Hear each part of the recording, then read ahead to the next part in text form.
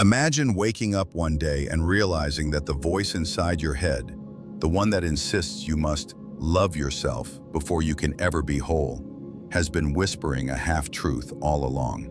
You've repeated the mantras, you've posted the affirmations, you've read the glittering slogans etched in cursive font across countless journals and mugs. Self-love is the key. But what if that voice isn't your healer at all? What if it is your prison guard, cleverly disguised, keeping you chained to the very beliefs that leave you restless, ashamed, and painfully incomplete? Think of the paradox. You are told to love yourself exactly as you are, yet every image fed to you in advertisements, every scroll through glossy social feeds, every motivational message tells you that who you are right now is not yet enough. You are expected to embrace your flaws, but only after you exfoliate them, filter them, or alchemize them into marketable quirks. You are told to look into the mirror with kindness, but somehow that mirror keeps morphing into a spotlight where judgment is magnified. So which is it? Can you simply decide to love yourself, as if flipping on a light switch? Or is there something more complex lurking underneath this cultural decree? Pause for a moment. If self-love were as simple as a repeated affirmation, then why does the global self-help industry generate billions each year, selling more guides, more strategies, more courses promising to deliver what you supposedly already carry within? Why does the hunger never seem satisfied? Why do people, perhaps even you, feel like imposters when they whisper, "I am enough," into the void, secretly praying that someday it might feel real? And here lies the haunting contradiction. To love yourself, you must already possess the capacity to love. But if you lack it, if you are fractured, ashamed, or burdened with hidden wounds, how can you genuinely offer yourself something you have never known? Can the starving feed themselves with empty air? Can the thirsty swallow their own saliva and claim nourishment? Worse still, there is a hidden cruelty under the golden banner of self-love. Because if you fail at it, if you wake up one day and do not feel glowing compassion for yourself, if the voice in your mind still mutters disappointment, then the problem is made to seem even more damning. You are failing at loving yourself. Thus, the very cure becomes another form of poison. What does it mean to tell a person drowning in self-doubt, all you need is self-love? It is like offering advice to a trapped bird. Just fly higher. Does this command liberate, or does it reveal a blindness to how tightly the cage has already been built around them? And so here you are, caught in a peculiar bind. You are told to believe that your happiness, your sanity, and your sense of meaning hinge on achieving this elusive inner harmony called self-love. But no one tells you the conditions. No one admits the paradox. How do you build a foundation using bricks you do not yet own? What is self-love anyway? Is it an emotion, a decision, a practice, a state of grace? Can it be purchased, performed, proclaimed, or is it some ineffable quality that slips away the more desperately you chase it? If you cannot conjure it, are you doomed to live in quiet exile from your own being? Imagine standing in front of a mirror, repeating again and again, "I love myself." At first, the words feel foreign, perhaps even brave, but soon a subtle doubt creeps in. If I truly love myself, would I need to convince myself aloud? Do lovers sit across the table chanting, "I love you, I love you, I love you," as proof? Or do they live it, breathe it, enact it without ceremony? Words without roots, after all, can feel like flowers taped to a stone. Here is the unsettling possibility. Maybe self-love, as it is popularly marketed, is not the medicine. Maybe it is the symptom. And if so, then everything we thought we knew about healing, about worth, about becoming whole, has been inverted. The question that arises, a question that gnaws like an uninvited guest at the edges of consciousness, is this: if self-love is not what we think it is, then what actually works? What is the true source of inner strength, the genuine anchor that can hold you steady in a storm? Is it possible that self-love is not a foundation, but a consequence? Not the beginning of the journey, but its final echo? If that is true, then perhaps our entire culture has confused the end for the means, the fruit for the root. This is where things grow unsettling. Because if the myth of self-love runs this deep, then countless acts of advice, countless books, countless whispered reassurances may have been feeding us a distraction all along. A kindly distraction, perhaps, but no less a trap. And so, we arrive at the precipice. You stand before a maze you never knew existed, a labyrinth of psychology and philosophy, culture and conditioning, all built around the gleaming word, self-love. But you are invited to walk deeper, to ask the forbidden, what if the very pursuit of self-love, in the way we have been taught to understand it, is the exact reason so many never find it? We step now into the shadows, into the place where truths have been buried, where the polite slogans can no longer reach. To understand the myth of self-love, we must unearth the roots beneath its soil, the hidden problem that has shaped the way you see yourself, and why you may have been chasing a ghost all along. The hidden problem and its psychological, philosophical roots. Beneath the polished facade of self-love lies a riddle older than our slogans, one that echoes through psychology, philosophy, and the very architecture of the human psyche. To unravel it, we must ask, why does the idea of self-love seize such power over our imagination in the first place? Why do we crave it? And why does it so often feel unattainable? The problem begins with a fracture within the human mind itself, a tension Carl Jung called the split between the persona and the shadow. The persona is the mask you present to the world, polished and palatable, crafted carefully to be accepted. The shadow is everything hidden, the anger you repress, the envy you deny, the loneliness you wrap in smiles. When culture demands constant positivity, constant radiance, you are absently herded into disowning half your being. And then you are told, with no small irony, to love yourself. But how can you love yourself when your self has been carefully amputated, leaving only the acceptable fragments visible? To love the whole self, you must face the shadow. But the modern doctrine of self-love often insists you smile at the mirror while ignoring the monster just behind you. Nietzsche, that relentless critic of human illusions, warned of this kind of hidden dishonesty. He argued that our most dangerous deceptions are those we tell ourselves to avoid suffering. Comforting lies, he would have said. The myth of self-love in its current cultural form is precisely such a lie. It seduces us with the promise of serenity, while leaving unexamined the raw, chaotic undercurrent of what we really are. And here enters the psychological paradox. Self-love, as popularly imagined, is framed as an attitude, an emotion or stance one can simply adopt, like a new fashion trend. But our minds are not that malleable. Decades of psychological research on self-esteem, attachment, and identity suggest something far less glamorous. The human self is not a monolith you can simply embrace. It is a patchwork of experiences, wounds, biological impulses, and stories you've inherited from parents, society, even the strangers whose approval you unknowingly chase.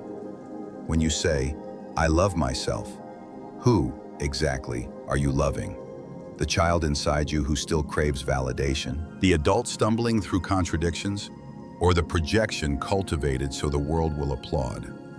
Each layer makes the statement fragile, precarious, incomplete. Arthur Schopenhauer, lover of pessimism and unflinching truths, provides another unsettling angle. He claimed that desire is suffering, that we are propelled endlessly by cravings that can never be satisfied. Apply this to self-love, and the problem sharpens. To desire to love yourself is to admit you do not yet, and therefore, the very act of pursuit multiplies your suffering. The more you strive to love yourself, the more keenly aware you become of the absence you are trying to fill. Like chasing your own shadow, the pursuit ensures the distance remains. This is where Viktor Frankl's insights pierce with rare clarity. From his survival in the darkest of camps, he concluded that man is never healed by endless self-preoccupation, but by orientation toward meaning beyond the self. He wrote, "The more one forgets himself, by giving himself to a cause to serve or another person to love, the more human he is." Consider how radical this stands against the self-love mantra.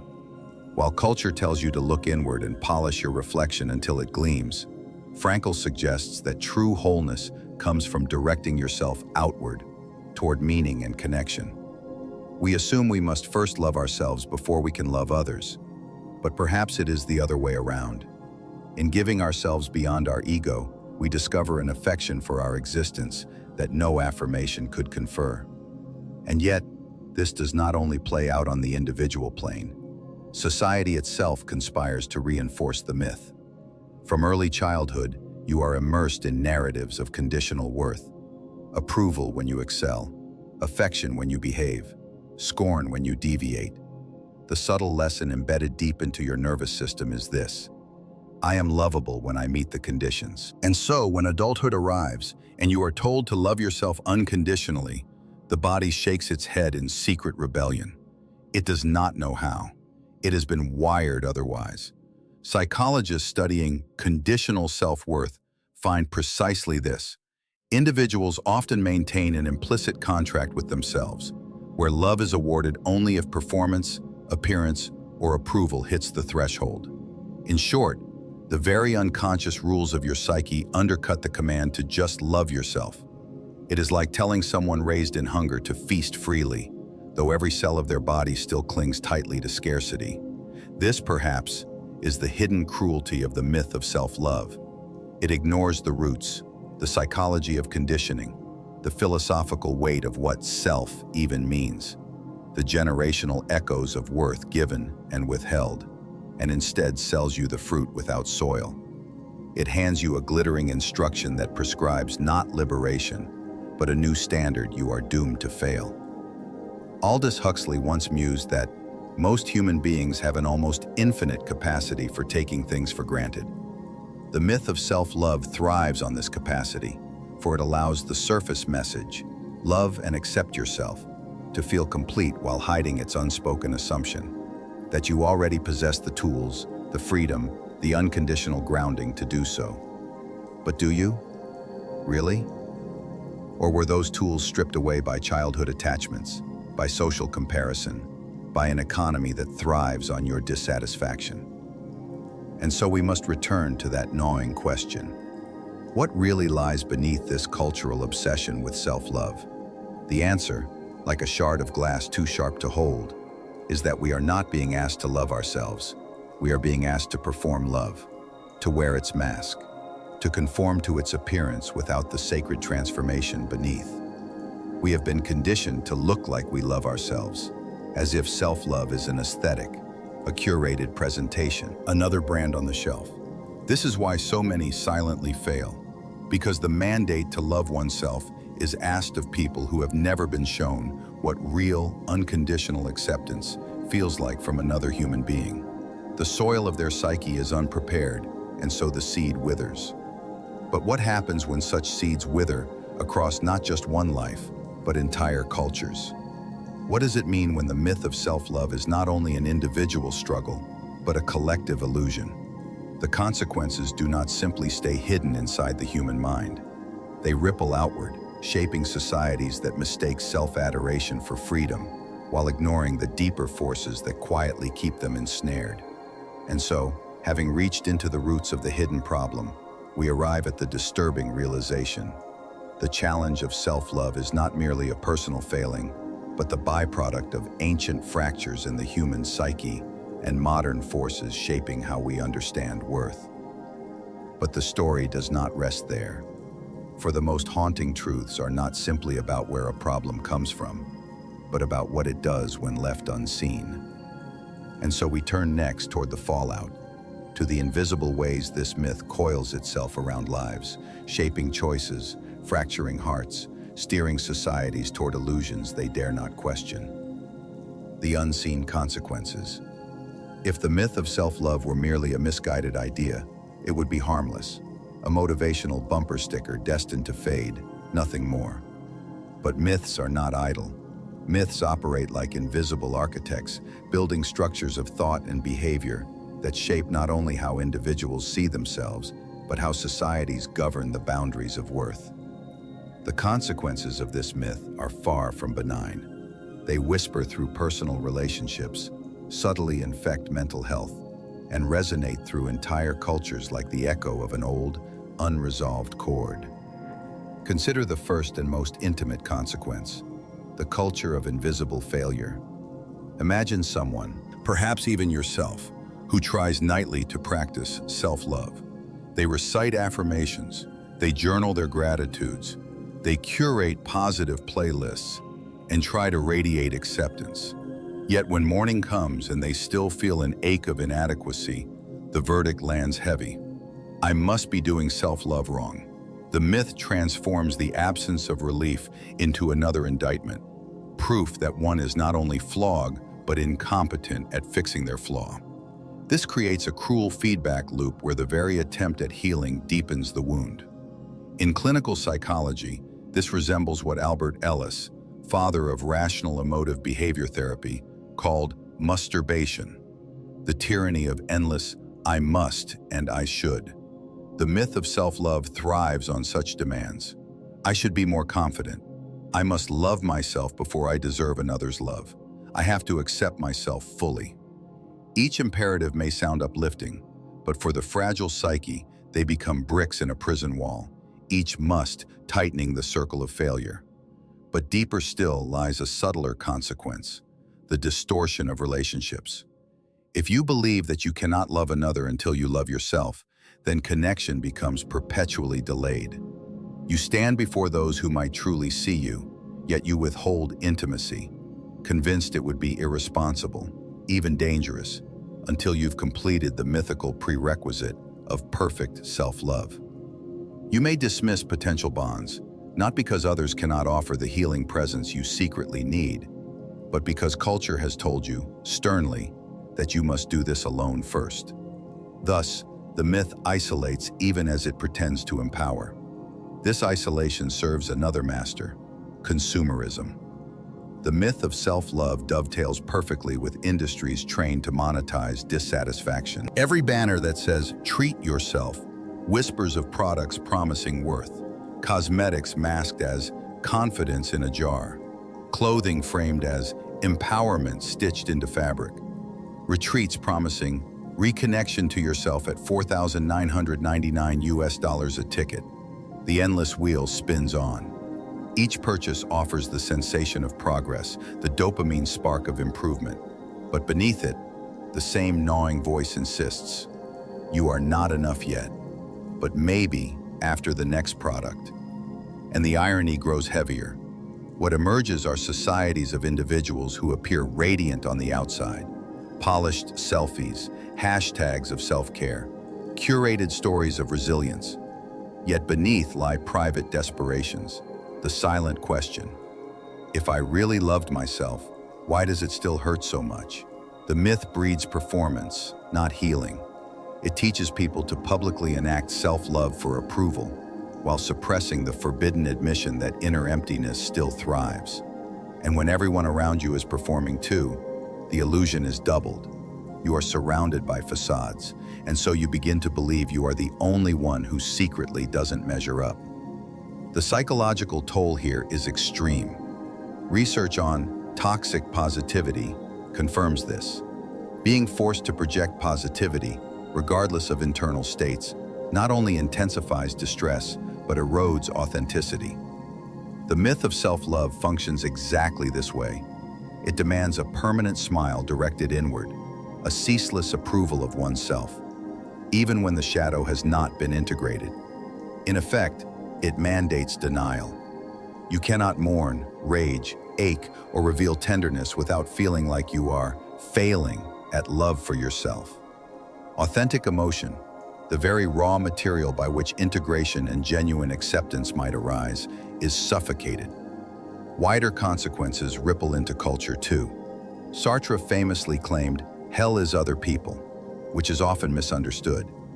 He meant that our identities are perpetually shaped under the gaze of others. In a society enthralled by the myth of self-love, the gaze becomes magnified. Any failure to exude visible confidence is no longer just a personal struggle, but a public transgression. To appear insecure becomes shameful, a sign you have neglected your sacred duty to love yourself. Vulnerability thus becomes doubly taboo, shamed from within and criticized from without. And so entire populations walk around wearing invisible armor, curated smiles on social media, comforting slogans taped onto their bathroom mirrors, love yourselves, hashtags scribbled under photos where laughter may be staged. Meanwhile, the unspoken epidemic is loneliness. Not just loneliness from others, but loneliness from oneself. Because when you cannot admit your own woundedness, you are exiled from the most human part of yourself. This exile echoes politically too. When individuals internalize the myth that their inner struggles are solely the result of their failure to love themselves, systemic issues remain hidden. A worker stressed to collapse blames herself. If only I had stronger self-love, I wouldn't be crushed by overwork. A teenager battling anxiety tells himself, I'm weak for not loving myself enough.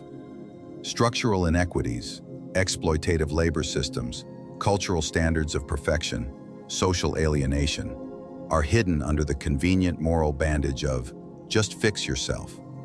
Thus, the myth of self-love serves as a powerful anesthetic, numbing people to the social and political conditions that generate their suffering in the first place. This is the true danger. Myths guide societies as much as they guide individuals.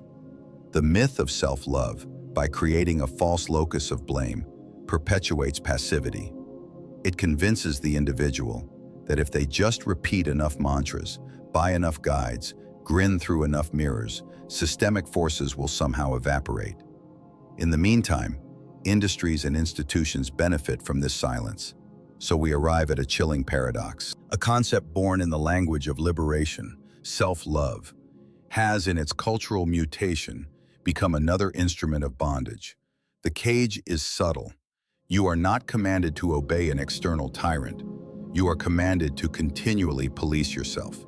The dictator has been internalized, painted over with glitter and affirmations, so the chains feel like a choice.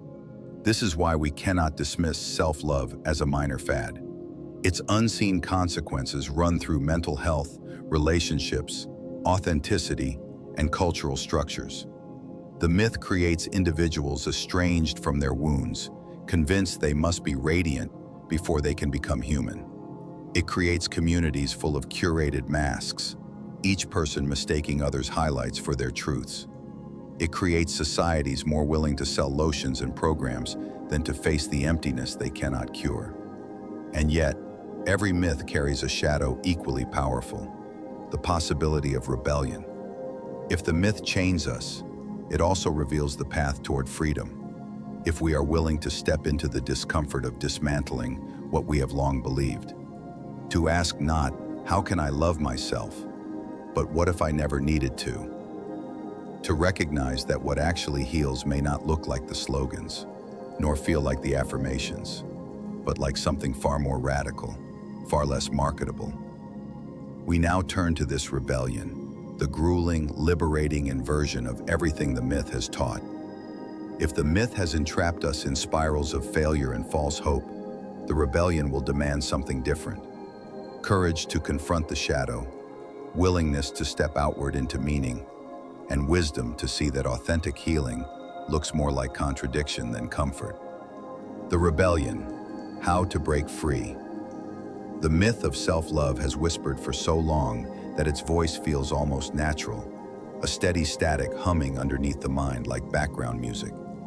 Breaking free, then, is not simply about flipping the channel. It is about learning to hear silence for the first time, to notice the logic underneath all the familiar slogans, and to uproot what has been mistaken for truth. Rebellion begins in the smallest of shifts, a refusal to bow to a command that has been dressed in glitter but carries the weight of chains. The first act of rebellion is paradoxically this: stop trying to love yourself. At least, not in the way culture has demanded. The obsession with cultivating constant affection for oneself is a trap, because genuine self-compassion cannot be forced, any more than genuine joy can be ordered on demand.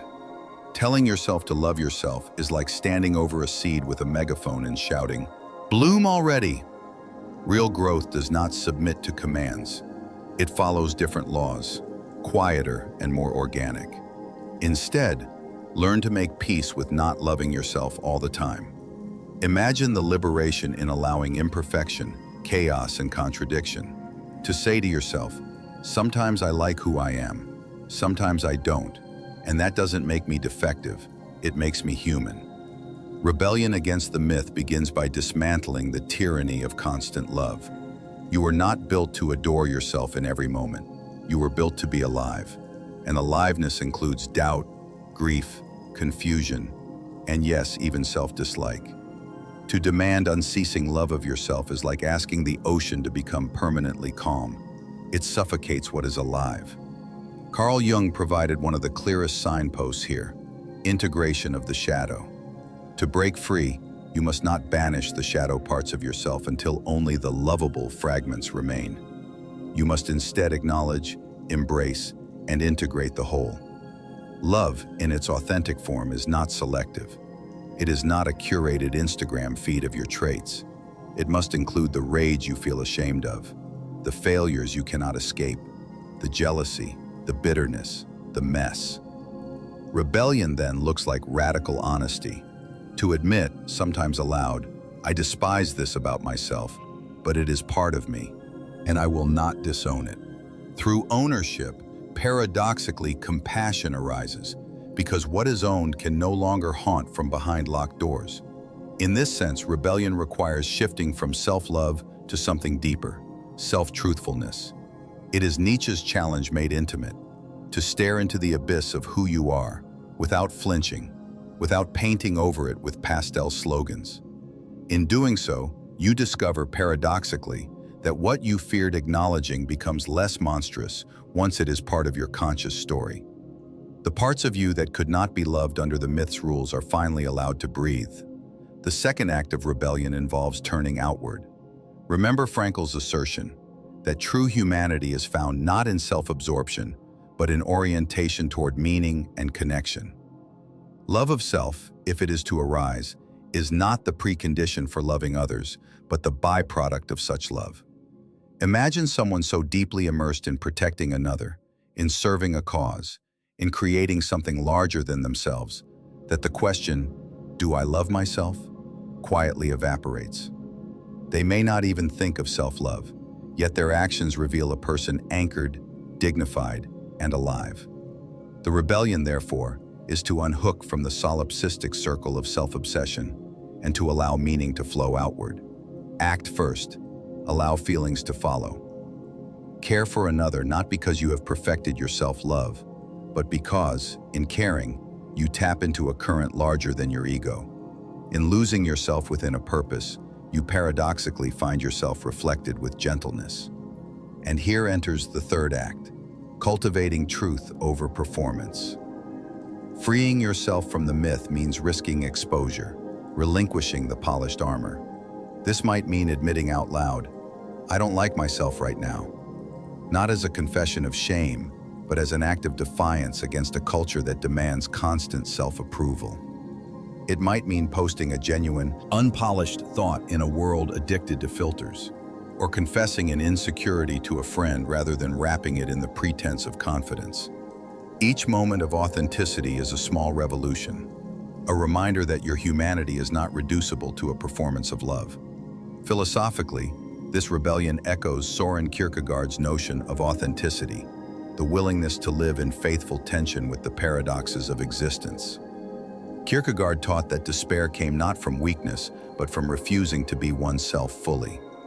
In rebelling against the myth, you accept the anxious paradox that yes, you are flawed, fragile, and fractured, yet you exist, pulse beating, breath moving, which is miracle enough.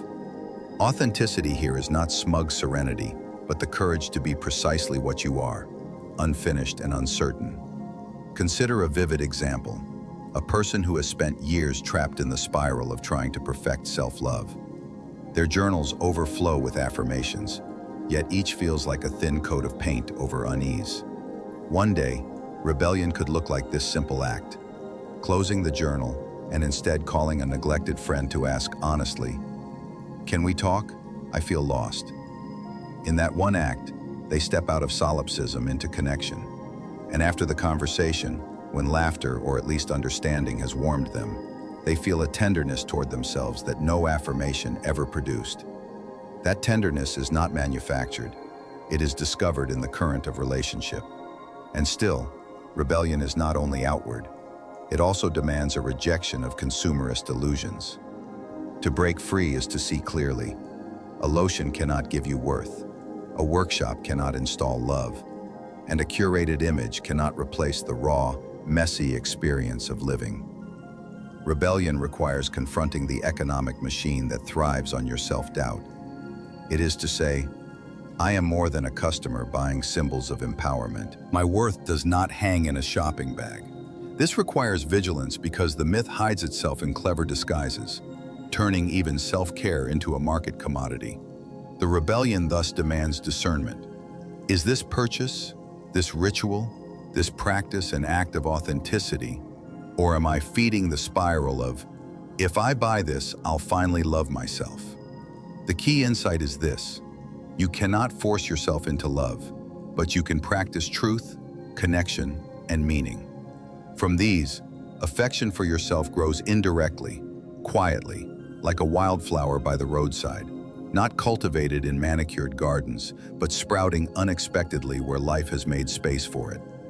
Breaking free does not make you permanently radiant. It allows you to be fully human. It allows you to grieve without shame, to fail without labeling yourself unlovable, to admit the storm without forcing sunlight. It shifts the goal from being constantly in love with yourself to being constantly willing to encounter yourself honestly.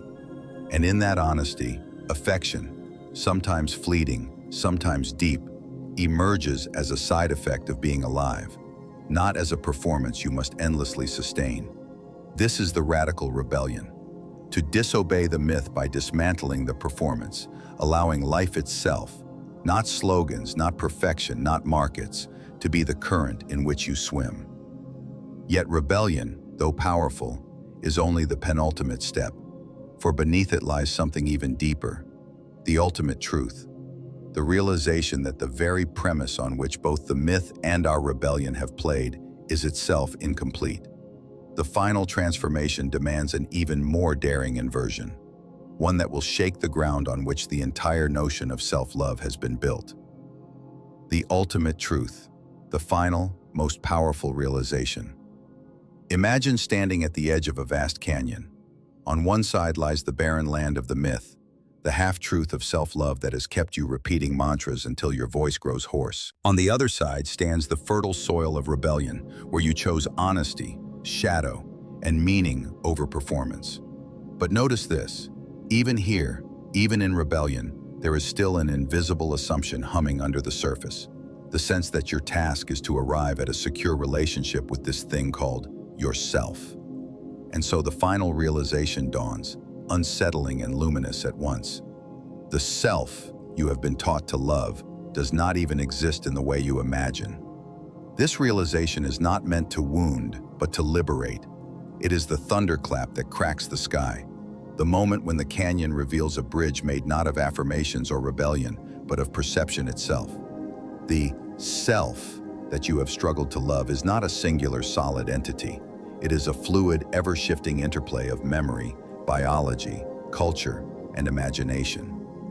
To demand permanent self-love is as absurd as demanding permanent love for a passing cloud. Philosophy and psychology converge here.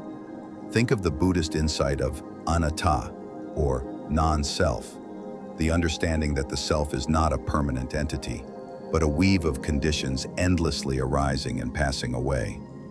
Or consider the remarkable findings of neuroscience. What we call the self is better described as a loosely coordinated network of brain systems, stitching together narratives out of sensation, memory, and desire. In short, the self is a story being told moment by moment. And if you are a story, why endure the burden of unceasing self-love? Do you demand to adore every sentence of a novel as you read it?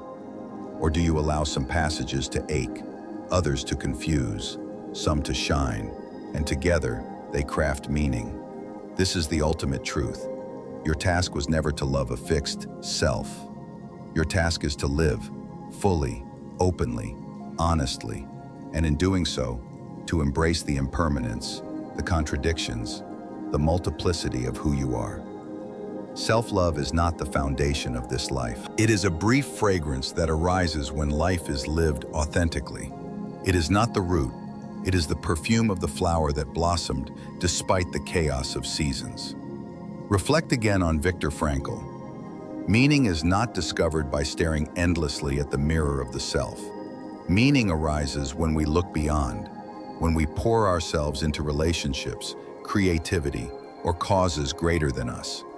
Affection for the self often follows this as night follows day, not as an artificial command, but as a natural byproduct of living for something beyond self. To cling to self-love as a goal is like trying to catch sunlight in your hands. The tighter you grip, the more it slips through. But step into the world, let the light fall on you without demand, and suddenly you are illuminated. Here lies the inversion more radical than rebellion. You do not need to love yourself first to be worthy. You do not need to constantly radiate acceptance of yourself to live freely. You do not need to master a practice of devotion to the mirror before embracing others or pursuing meaning. What actually works is humbler, and for that reason more powerful. Living truthfully, connecting deeply, daring to risk imperfection, orienting toward purpose. In this soil, self-love grows unbidden, surprising you when you notice it. Consider this. A parent lost in caring for their child does not pause each night to evaluate whether they love themselves enough to parent tomorrow. A painter, immersed in her canvas, does not stop mid-brushstroke to ask whether she adores herself sufficiently to create. A friend holding another through grief does not weigh the balance of self-esteem before offering comfort. In all these acts, life is lived in relation, and afterward, when the moment is past, they may feel a warm hum within themselves, a subtle, real affection. That hum is what culture tries to package and sell as self-love, but it does not come from the mirror. It comes from being wholly alive. Meta, pause, sex, 0.05. Even Nietzsche, so often accused of nihilism, understood this. He urged us to live in such a way that we would welcome the eternal recurrence, to embrace life in its entirety, its shadows, its brutality, its beauty. True affirmation of existence was never about adoring oneself in fragments. It was about saying yes to life itself. Which brings us here, at the end of our arc. The myth of self-love shackled you to an impossible command. The rebellion freed you from the facade and taught you to live honestly. But the ultimate truth carries you further. You do not need to solve the puzzle of self-love at all. You only need to inhabit your life completely, its agonies and ecstasies, its failures and triumphs. When you stop chasing the performance of self-love, you may discover occasional, surprising moments of affection toward yourself. Gentle, unforced, like a tide brushing the shore. And that is enough. The most powerful realization is that nothing is missing, because nothing ever was. You are not required to love yourself before stepping into life. You are already standing in life. So imagine this as the closing image. You, no longer straining before the mirror, whispering scripted affirmations. Instead, you step outside. The air is cool, the sky is imperfect, a little bruised with clouds. And you walk, not because you have perfected yourself, but because the world is waiting, and your breath is moving, and life itself is astonishing enough. As you walk, perhaps a quiet tenderness bubbles up, not demanded, not performed. A fleeting thought. Maybe I am okay after all. You smile, not as proof, not as performance, but as a natural echo of being alive.